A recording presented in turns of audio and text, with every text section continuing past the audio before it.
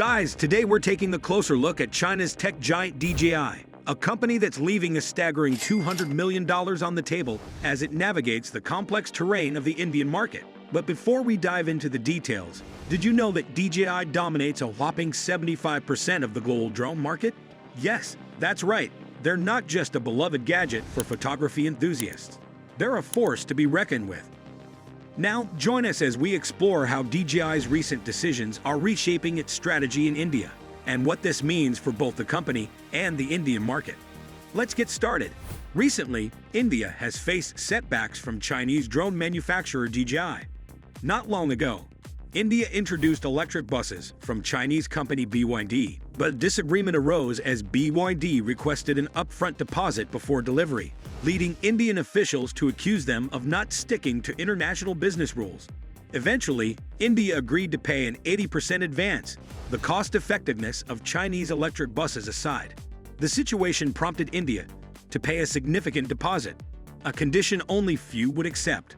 Moreover, India's attempt to strike a $1.5 billion drone deal with DJI faced a firm refusal from the company. Reports from Hindustan Times reveal that the Indian Ministry of Defense pursued an order of 800 DJI drones, valued at 1.5 billion rupees, but DJI refused to sell. India's assertive stance towards Chinese companies seems to be causing difficulties.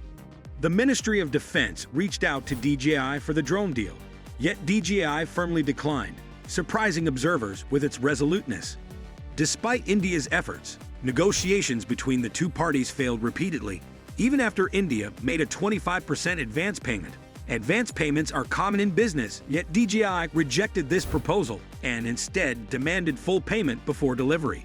Multiple requests from India to purchase from DJI were met with rejection, putting India in a passive and somewhat flustered position, despite holding significant funds. The population also questions the necessity of buying from Chinese DJI. The company dominates 75% of the global drone market, catering to photography enthusiasts while showcasing formidable capabilities for other uses. The Indian military previously procured DJI's Mavic Air, which holds tactical reconnaissance and artillery calibration abilities up to 10 kilometers away. Despite this, DJI's refusal has left India in a difficult spot, particularly given their desire to bolster defense capabilities. DJI's response to the refusal was cryptic, noting the high risks of the Indian market. This isn't the first instance of Chinese companies setting specific rules for India. In the past, when India tried to purchase 1,000 electric buses from BYD, they were required to pay an 80% advance before delivery. The situation raises questions about India's decisions that led to the current state.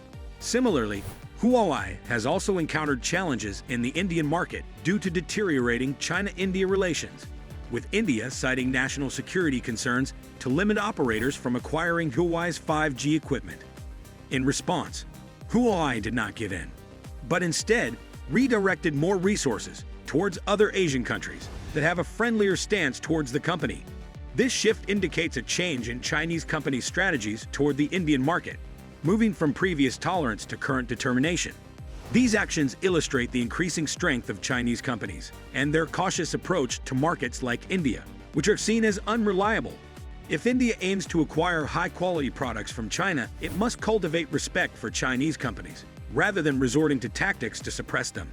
In mid-June of this year, during a rather noteworthy turn of events, the Indian regulatory authorities took a decisive step by revealing the seizure of a substantial sum, approximately equivalent to 4.8 billion Chinese yuan, from Xiaomi India. The grounds for this move were rooted in the alleged illegal transfer of funds to foreign entities. This particular sum holds a staggering significance, being 6 times larger than the entire accumulation of profits that Xiaomi has managed to amass within India's borders over the past 9 years. Furthermore, tracing back to early last year, we see yet another instance where the Indian government took a strict stance. This time, they seized around $57 million from Xiaomi, employing the rationale of recovering due tax payments. These events have created a substantial impact on Xiaomi's financial landscape. When combining the outcomes of these separate incidents, we see a total of seizures that approaches nearly $47 million, all facilitated by the Indian government's actions. These occurrences collectively paint a vivid picture of the challenging circumstances faced by Xiaomi within the Indian market. Xiaomi is not alone in facing such actions from the Indian government. Vivo found itself in a similar predicament, being unjustly accused, and leading to the confiscation of around $15 million worth of smartphones. Moreover, Vivo faced a seizure of approximately $27 million, mirroring the experiences of other Chinese companies, like Xiaomi and Oppo. Speaking of Oppo, they too faced the repercussions of such actions with a seizure amounting to about $38 million. Interestingly, it's worth noting that these practices aren't confined to Chinese companies alone. Even American corporations have been subject to comparable treatment from the Indian government. For instance, tech giant IBM faced substantial losses, amounting to approximately $469 million. Similarly, Google encountered financial setbacks to the tune of about $199 million, and Microsoft saw a loss of around $61 million. These instances underscore the complex landscape of international business dynamics and the challenges that various companies, both Chinese and American, have had to navigate in India. India employs legal tactics to manipulate foreign companies, sometimes using existing laws to penalize past actions. As India strives for economic growth, it naturally seeks foreign enterprises and investments, similar to China's successful economic ascent. However, observers note that, unlike China, India cannot learn from China's strategies. Unlike India, China maintains an open approach to the market, fostering its development while offering full support to foreign investments. A notable example of this open-minded approach is shown by Tesla, which competes directly with Chinese car manufacturers like BYD. Astonishingly, Tesla was met with a warm reception and was allowed to establish its manufacturing facility, the Shanghai factory.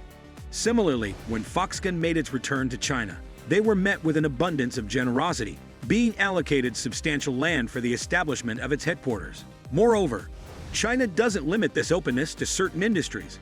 It extends to sectors like biopharmaceutical technology. An interesting case in point is Paravital, a remarkable biopharmaceutical technology developed by the University of Tokyo.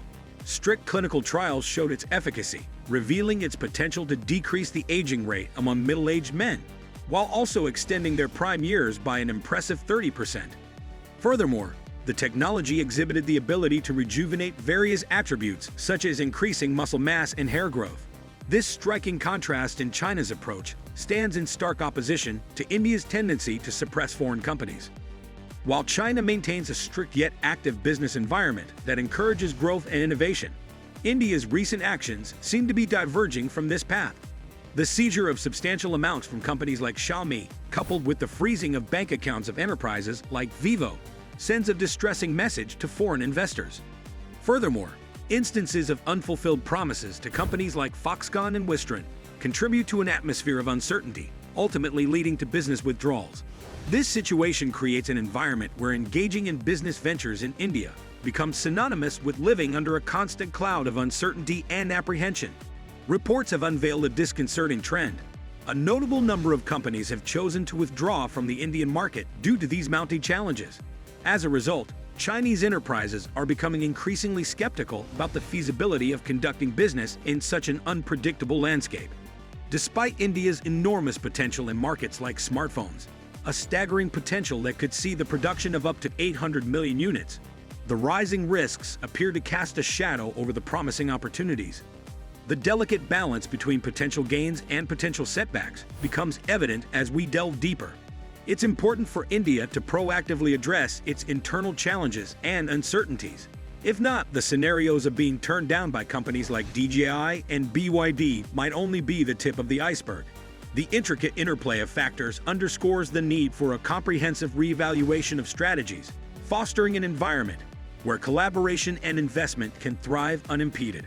Alright guys, that wraps up our video for today. So, what are your thoughts on China's actions? Do you think that was what prompted India to seize such an amount of money? Let us know what you think in the comment section below. If you enjoyed this video and want to stay updated on similar topics, make sure to hit that subscribe button below. And don't forget to give us a thumbs up.